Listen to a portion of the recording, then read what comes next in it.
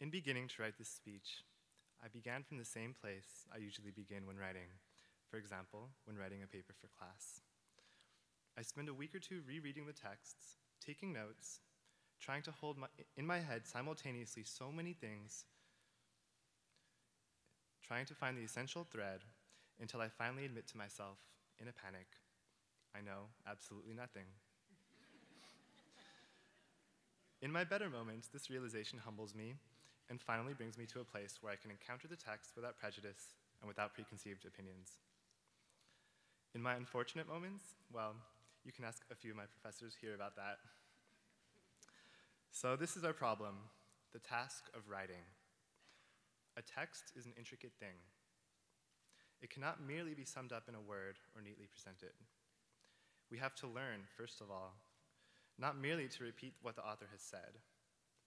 This entails asking an important question. Is it true?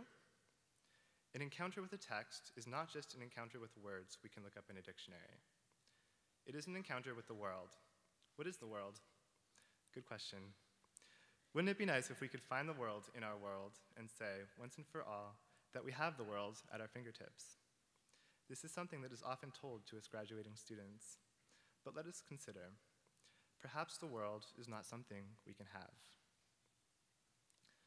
I'd like to convince you that this question about the world is not one that we just ask in the rhetoric department, but something that concerns us as human beings. I'd like to convince you of something which, admittedly, there's little need to convince you of, that you are in the world.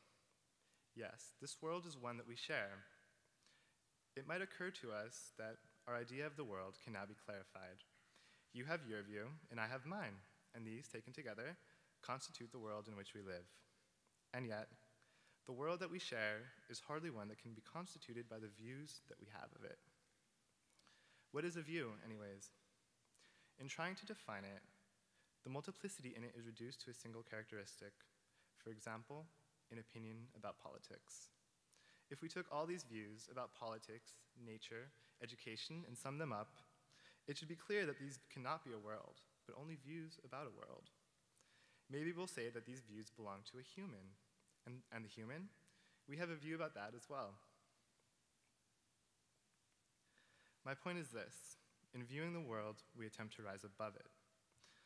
Most importantly, that in rising above it, we separate ourselves from it. This occasion marks a new beginning for us graduating students.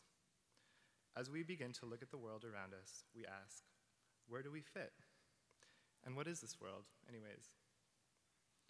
It is a time to reflect on where we've been and to ask where we're going, not just as graduates, but as citizens of our country and inhabitants of our world. I want to thank all the parents, family members, and teachers who've supported us throughout this journey. We wouldn't be here without you.